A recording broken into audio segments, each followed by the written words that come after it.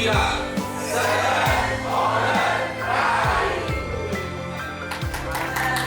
Beliau akan sampaikan, jangan meninggalkan ruangan ini ya sebelum berakhir. Nah, ketemu kali Pak ya. Terima kasih Pak sudah hadir, Dr. Haji. Terima kasih sudah hadir, Pak. Saya kita semua di sini.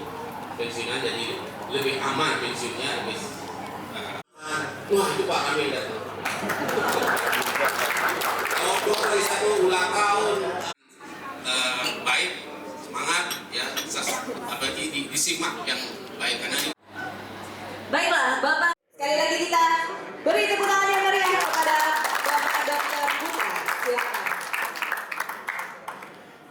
Ya tadi guyup, sehat, sejahtera. Pak Ari tadi seger, sober, ugar. Ya, kenapa? Nah, kayak kumpul begini, saya kira ibu-ibu, bapak-bapak itu memacu hormon endorfin namanya. Sejahtera dengan apapun ya. Dan sejahtera, saya tadi diskusi dengan bapak bahwa itu sangat relatif ya. Kenapa relatif? Ada yang tahu? Iya, saya aktif sejahtera gitu ya. Sekarang karena pensiunnya tidak. Ya rahasia lagi Pak, usia rahasia. Saya juga pensiun balik waktu COVID sudah pensiun ya. Nah mungkin kan ya jadi itu berkat guyup tadi. Jadi saya punya sehat itu kan relatif Pak ya. Jadi Bapak kami tadi atas keyakinan itu tinggal di lapangan. Nah itu contoh konkret kemudian berkat cinta urusannya itu. Saya laki-laki. Sehat sejahtera seger oger gitu ya. Iya baik, terima kasih. Terima kasih. Seseorang yang kena penyakit Prostat ya, saya ngomong jantung gitu. Ya tak apa-apa. Yang menjadi pertanyaan saya, apakah ada kaitannya dengan penyakit prostat yang seseorang sampai kena serangan jantung? Oh ya. Itu Ada kaitan dan serangan jantung dengan penyakit prostat. Ada pertanyaan yang baik sekali ya. Jadi tapi kalau kaitannya dengan jenis kelamin, karena prostat kan laki-laki ada yang punya Pak ya. Jadi serangan jantung atau penyakit jantung koroner ini mayoritas laki-laki. Karena laki-laki tahu nggak kenapa sering serangan jantung? Ada yang tahu?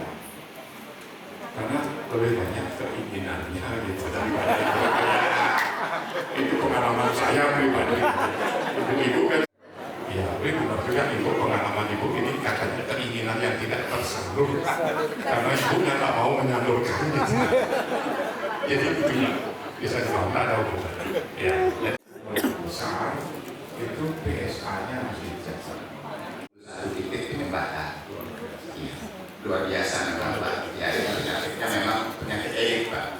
Iya, ini Nah, biasanya pertanyaan saya, ya, pertanyaan saya, upaya untuk kita bisa menghindari pemasangan ring itu, karena setelah kita masuk ring 1 ternyata kita didegradasi, eliminasi, masuk ring 2 lagi gitu Pak. Gimana caranya Pak? Terima kasih. Ya, sudah terlanjur gitu ya, dipasang ring tidak dipasang ring berikutnya ya. Tadi saya sudah sampaikan ya bahwa tujuan kita pasang ring pertama yang paling merasakan manfaat dari ring itu adalah mereka yang tiba-tiba serangan jantung. Jadi kita menyelamatkan otot jantungnya dengan membuka sumbatan ya dan dipasang ring sehingga alirannya lancar kembali. Sehingga komplikasi atau otot jantungnya mengalami kerusakan bisa dicegah. Karena kalau sudah terlanjur rusak itu tidak bisa diperbaiki. Walaupun dipasang ring dia akan tetap sesek cepat sampai walaupun dipasang ring. Nah tadi teman bapak itu berkali-kali dipasang ring. Nah ini sering terjadi karena setelah dipasang ini itu sering merasa sudah enak, tidak ada keluhan, jadi lupa gitu pada proses aterosklerosis yang berjalan terus Pak, tergantung faktor risiko tadi. Jadi kalau faktor risiko yang bisa dimodifikasi itu tidak dimodifikasi, itu akan diubah lagi Pak, mungkin di ringnya atau di tempat yang lain. Ya kan, ini pembuluh darah corona kan ada 3 yang besar-besar, mungkin di ringnya, mungkin di tempat lain. Nah kalau diubah lagi dan ada keluhan setelah di kateter ternyata ada penyempitan yang bermakna, ini pasang lagi. Nah kalau misalnya semua pembuluh darahnya gitu ya sudah dipasang ring, tidak ada tempat, jangan dipakai Pak, walaupun disiapkan ya. Lebih baik tidak dipakai gitu ya, walaupun disiapkan. Tapi kalau Pak mau ya dokter pakai syaratnya ya. Rumah sakit dulu Pak. Oke. Jadi bisa dipakai Pak ya. Oke, terima kasih. Tinggi banget itu, jadi itu juga sangat mempengaruhi untuk ke jantung, terus dan apa juga mempengaruhi kalau umpamanya tidur. Mungkin lanjut usia itu biasanya lama tidurnya semakin berkurang dan polanya sering terganggu. Ini kadang-kadang memang alam yang sudah mengatur begitu ya. Nah kemudian boleh aja dibantu oleh tidur ya, tapi ya kita lagi nanti terus ketagihan atau lebih baik mungkin aktivitas fisiknya yang ditambah sehingga pas kita capek atau tidur siang dihindari gitu untuk merubah pola tidur tadi ya. Nah kaitannya dengan kolesterol itu yang tinggi itu sebetulnya yang langsung itu bisa ke jantung, ke otak atau ke ginjal. Yang paling sering adalah ke jantung atau otak atau jantung serangan jantung ya, karena nyumbat koroner tadi kalau ke otak, nyumbat pembuluh darah di otak stroke ya. Nah sekarang kolesterol itu pun harus dilihat yang mana. Jadi kita kan fokus ke LDL, kolesterol yang jahat. Jadi walaupun totalnya tinggi itu LDL-nya tidak terlalu tinggi, kita masih artinya tidak terlalu khawatir gitu. Apalagi HDL-nya rendah, LDL-nya tinggi, totalnya tinggi, triglyceridnya juga tinggi. Nah itu perlu lebih artinya lebih waspada. Saya kira inhale itu obatnya tidak terbatas gitu untuk menurunkan kolesterol. Jadi benar terjadi. Dan mohon maaf, Ya. kan boleh umpamanya selain obat dokter, apakah boleh obat herbal seperti itu dok? Makasih. Ini untuk apa? Rasanya kok lebih masuk akal sehat kan gitu ya. Kalau memakai obat-obatan yang sudah berdasarkan penelitian yang panjang ya, itu satu. Kedua sudah dipakai oleh seluruh dunia gitu. Kalau kita selalu memakai obat-obatan yang sudah dipakai oleh dunia, kadang-kadang pasien kita nanti kan dia ke Singapura, ke Vietnam, ke Malaysia, kan dilihat obatnya itu. Nah kalau kita pakai obat-obatan di luar yang lazim dipakai oleh dunia, dia terhadapnya besar. Nah mayoritas herbal itu belum diteliti gitu, karena sering minum obat-obat tradisional yang tidak jelas isinya apa gitu ya. Jadi dia chest blank, menghilangkan nyeri, ini banyak sekali kasusnya. Tetapi sebetulnya itu dicampur dengan bahan-bahan kimia yang sangat berbahaya kalau dipakai berkepanjangan. Gitu. Jadi saya ya kasih kabar seperti itu, dilihat tetap di ibu. Okay? Terima kasih dokter. Baik, terima kasih. Namanya kolesterol juga naik turun, itu mohon masukan dan kira-kira. Dan saya juga memang kegiatannya kan aktivitas itu memang agak tinggi, karena mengonsumsi obat kupas itu bagus nggak, ada nggak dampak kepada kesehatan kita? Kupas itu kan untuk menurunkan kolesterol itu. Oh, menurunkan kolesterol. Ya, seperti itu. Oke, terima kasih. Ya. Dengan bakat dalam artian metabolisme tubuh kita. Jadi kalau metabolisme tubuh kita itu tidak baik gitu, walaupun kita diet ketat, kolesterol sering tinggi Pak. Bapak tadi kan dan sudah minum obat kolesterol. Kenapa kolesterol tetap tinggi? Asam urat juga begitu. Itu kadang-kadang ada kaitan dengan kekhususan metabolisme. Ya, ada bakat gitu lah. Nah, kalau ada bakat ini harus lebih sering dicek, ya. Mungkin dietnya lebih ketat, aktivitasnya lebih banyak, dan kalau memang belum tercapai, ya dibantu obat. Jadi salah satu, terutama LDL. LDL itu kalau bisa harus di bawah 100, gitu. Kalau bisa HDL di atas 45. Yang lainnya boleh ya agak naik sedikit nggak apa-apa. LDL, HDL itu yang penting. Karena sering yang diperiksa hanya total saja ya. Jadi yang paling penting sebetulnya deteksi dini paling tidak setahun sekali paling tidak diperiksa. Walaupun dia tinggi tidak terlalu lama.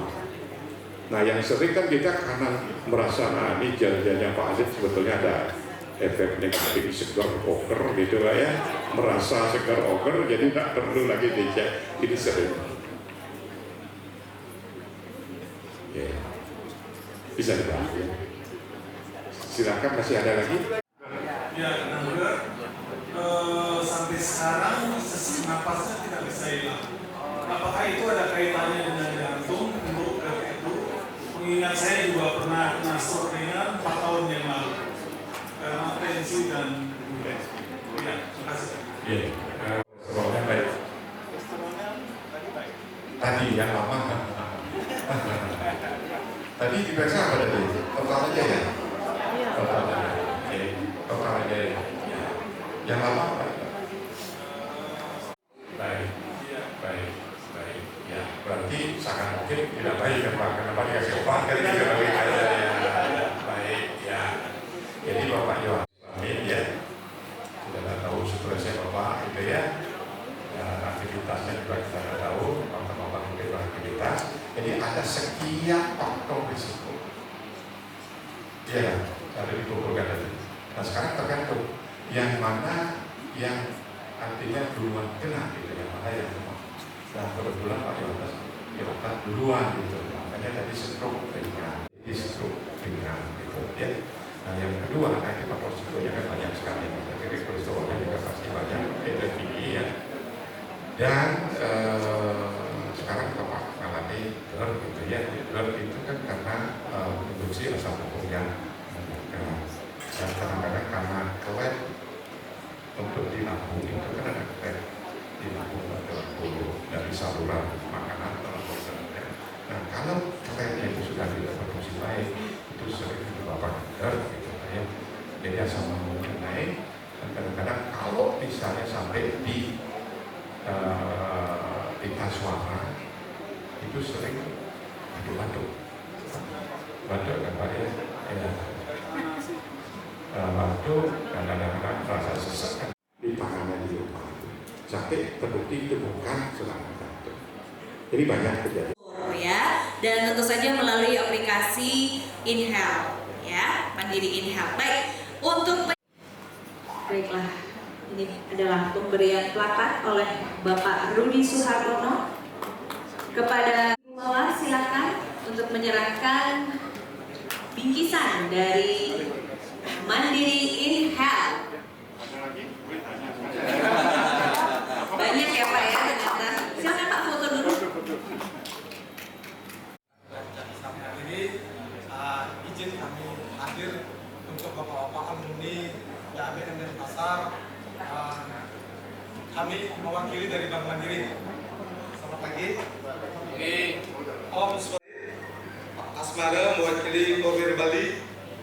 Dan terhormat Ibu Mawar, Kepala Kantor InHealth dan Pasar beserta tim yang hadir. Pak Komang Sanjaya hadir ya. Yang terhormat juga seluruh Persatuan Alumni Bank Mandiri beserta tim yang hadir, yang kami hormati dan kami banggakan ya, kepada bilik kesehatan, kepada anggota pensiunan yang sudah direncanakan. Mungkin itu yang dapat saya sampaikan. Baik, terima kasih sambutannya.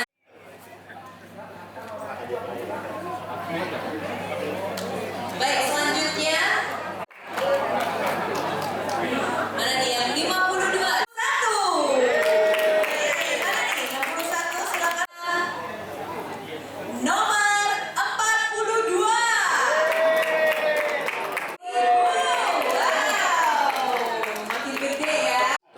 kasih banyak. Tadi alhamdulillah dapat tambahan 2 juta. Terus kami menerima untuk perusahaan. Sudah itu tahun 2011 sampai dengan 2012 itu karena dananya yang kurang, jadi saya beralih turun ke Simpan. Nah, setelah bulan Juni tahun 2024 ini saya diutus oleh kantor pusat MHC karena istri saya adalah PNS guru. Terus apa manfaat daripada saya menggunakan ini? Terus buat hak saya nanti di MHC serta kewajiban apa untuk kedepannya yang saya bisa. Terima kasih. Jadi saldo Bapak adalah BPJS. Ya, BPJS. Jadi sepanjang kita masih menjadi anggota MHC, oleh satu tadi kacamata bisa diklaim setiap 2 tahun. Bapak MCU juga bisa diklaim setiap 2 tahun. Terus kalau kalau misalnya meninggal dunia, itu juga masih dapat uang. Nah, itu Pak. Jadi, ya. Terima kasih. Terima kasih. Baik. Ya. Tadi Bang menjelaskan bahwa untuk kalau salah satu pasangan meninggal dunia itu nanti setelah dilaporkan maka nanti otomatis preminya akan dipotong per tahun. Jadi nanti akan menambah maksudnya jangka panjangnya jangka waktu yang panjang. Apakah kita melaporkan sendiri tadi atau setelah kita melapor pasangan meninggal dunia akan otomatis nanti preminya. Ya, betul Bu. Setelah itu premi selanjutnya hanya 1 orang. Kalaupun kita sudah membayar premi, katakan bayar premi itu kan di bulan Juli sama bulan Januari. Misalnya pasangan kita itu meninggal dunianya di bulan September, kan berarti masih ada premi Oktober, November, Desember kan? Premi Oktober, November, Desember pasangan kita akan di-refund, dikembalikan. Ya. Terus kemudian pembayaran premi di bulan Januari tahun depan hanya cukup untuk itu. Otomatis karena duit kita hanya untuk kita sendiri, bukan untuk berdua. Ya. Baik, berikutnya. Ya. Ya, ngomong. Pengobatan yang rutin dan sudah dikemukakan bahwa sudah tidak perlu lagi ke dokter spesialis untuk pemberian obat. Untuk pemberian obat selanjutnya ini kan apakah bisa diberikan obatnya ya dengan mempergunakan komisi terus persyaratannya seperti apa? Baik Bu. Maka resep itu bisa digunakan 3 kali atau 3 bulan ke depan. Tapi kalau di tengah jalan belum 3 bulan ibu merasa kondisinya nggak stabil, ya monggo dan lagi ke spesialis. Gitu.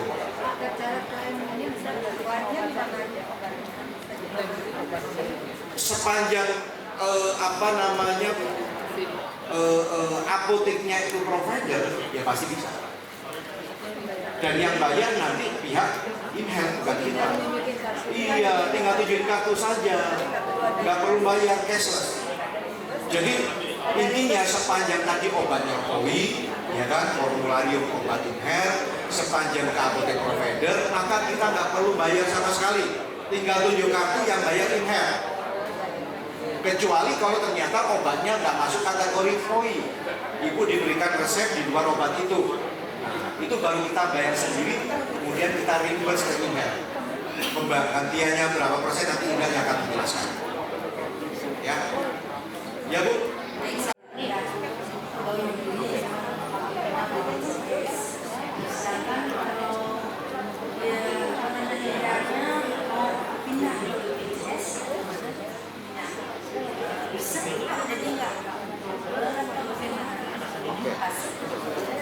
Ibu suami ibu berarti BPJS yang di-cover oleh instansi ibu tempat bekerja. Kan saya sudah sampaikan pada dasarnya BPJS itu nggak bisa double, ya kan, kecuali yang sifatnya unggulan. Saran saya kalau ibu sekarang ini, ibu sekarang vaskesnya in-health atau BPJS yang dimandiri. in-health. Oke. Pertanyaan berikutnya, Ibu lebih nyaman mana antara BPJS dan in-health? Oke. Kalau Ibu lebih nyaman ke in-health, ya berarti Ibu dapat 2 cover. Satu BPJS yang bayarin dari pensiunan pegawai negeri, yang satu tetap dari rumah Ibu di sini. Kecuali gini, Ibu sudah merasa nyaman dengan BPJS, in-health-nya nggak bisa dipakai. Apalagi BPJS-nya Ibu yang bayarin dari tempat instansi Ibu. Ya saran saya, kalau saya jadi Ibu, saya keluar, saya jadi anggota MHC, jadi saya ambil. Kan saya sudah dapat BPJS dan saya nyaman, ya kan? Tapi kalau saya nyaman dengan in-health, ya Ibu punya 2. Satu BPJS dari Ibu selaku pensiunan pegawai negeri, satu dari in-health. Iya, itu beda. Oke. Tapi BPJS saya, in-health saya ini tidak pernah dipakai. Saldonya 1 juta, ini 5 tahun lagi kan habis. Otomatis habis. Bisakah ini di-freeze, artinya di-stop dulu Pak? Saldo ini kita kembangkan, tapi stop dong untuk anggaplah 3 tahun, nanti 3 tahun kita masuk lagi. Yang kedua, bisa kita masukkan ke BPJS yang Bapak bilang tadi, kalau BPJS itu kan akan dari pengembangan itu sudah cukup untuk bayar. Nanti seandainya suatu saat itu kan meninggal barangnya, kan masih ada saldo itu. Gimana saldonya itu? Oke. Health-nya nggak pernah dipakai. Kalau sakit sudah nyaman dengan BPJS. Tapi BPJS-nya bayar sendiri. Tuh. Dibayarin oleh MHC. Oh, dibayarin oleh istri. Saya pikir Bapak bayar sendiri. Ya berarti tadi Bapak bisa memanfaatkan program COB tadi, ya kan? Atau Bapak minta pengalian ke BPJS supaya apa? Berarti kita nggak pakai lagi. Kalau kita memutuskan untuk keluar, karena yang akan dikembalikan hanya saldo yang tadi iuran porsi pegawai saja yang 2%, ya kan? Terus kalau misalnya ada apa-apa dengan usia kita, ada saldo, itu saldonya kembali ke ahli waris. Sama seperti kita punya tabungan di bank.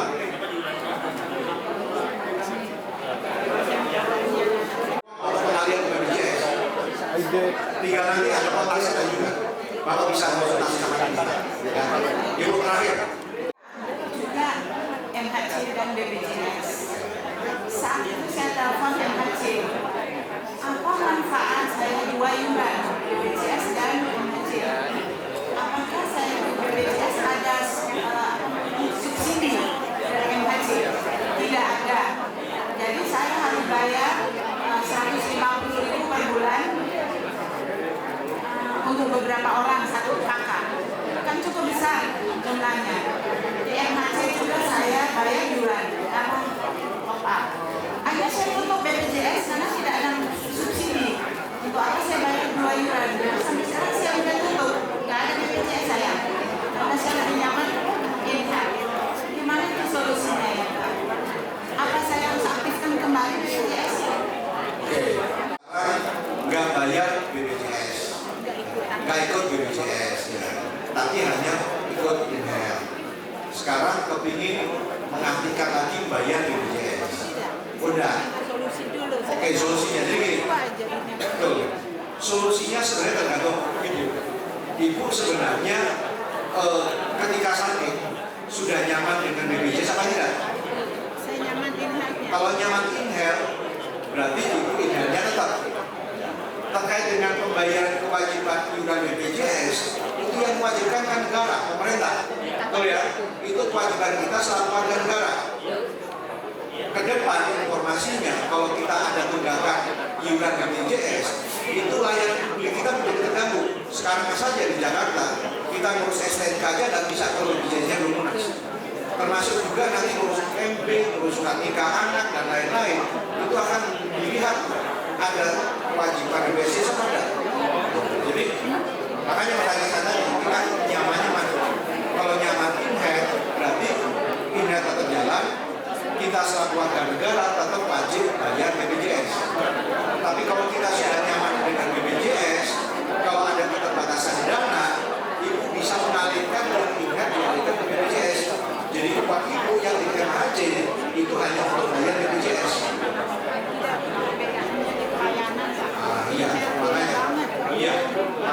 harga kita masih bisa. Baik Bapak Ibu sekalian. Menghormati Bapak Iswatono sebagai Direktur Operasional dari MHC, yang saya hormati pula Pak Khalid, kemudian Pak Prianto,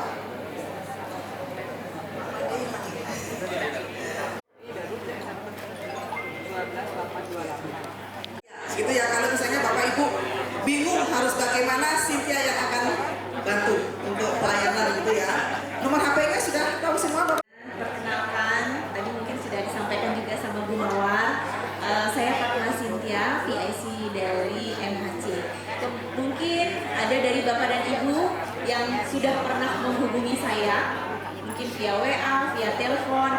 Sekarang saya berdiri di depan Bapak dan Ibu. Oke, untuk nomor telepon saya 082 298 130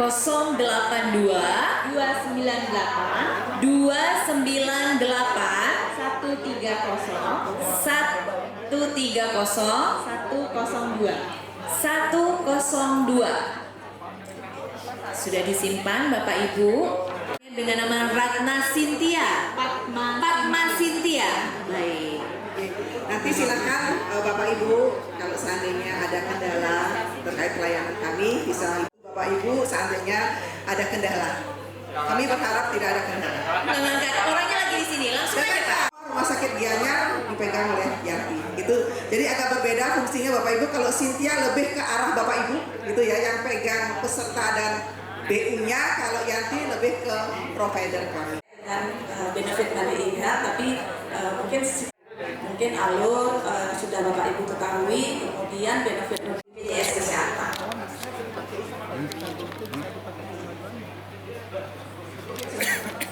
Contohnya seperti kecelakaan gitu.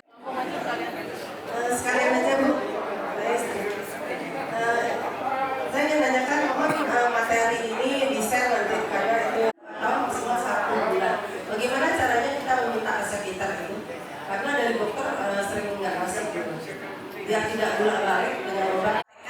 Apakah Bapak Ibu sudah download aplikasi Fit Aja? Jadi memang kartu fisik sudah dicetak Pak, sudah melalui aplikasi Fit Aja. Sudah download Pak? Sudah kan? Jadi kan bisa tunjukkan untuk kartu mandirinya melalui handphone Pak. Gigi ya Pak ya. Jadi kami ada kerjasama dengan dokter gigi praktek swasta maupun klinik gigi yang kerjasama. Jadi ada di wilayah Bandung itu kami ada dokter gigi Kamajaya, kemudian di Denpasar ada dokter Agustini, ada klinik Farma, yang di Denpasar di Ponorogo Pak.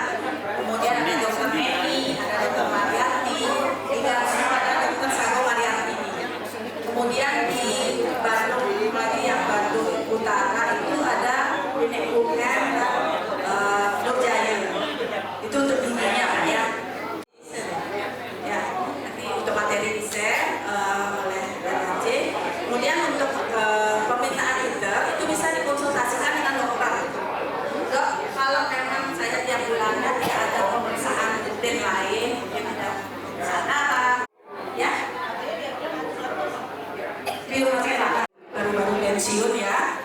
Untuk Bank Mandiri itu memang produknya beda dengan yang MHC ya, untuk Bapak Ibu ketahui. Jadi kalau di Bank Mandiri bisa ke provider, bisa itu harus sesuai dengan alur layanannya pasca terlebih dahulu. Saya tidak memberikan arahan, tapi saya akan cerita mengenai PABM dan jadi pemasangan stand dan lain sebagainya. Bapak Ibu sekalian, sahabat yang baik, Pak Rudi, Pak Putra, Pak Alif, Pak. Dan sebelum saya tutup, biasanya kita harus meneriakkan atau mengyel-yelkan semboyan kita Guru Sejahtera. Sehat, sejahtera. Yes.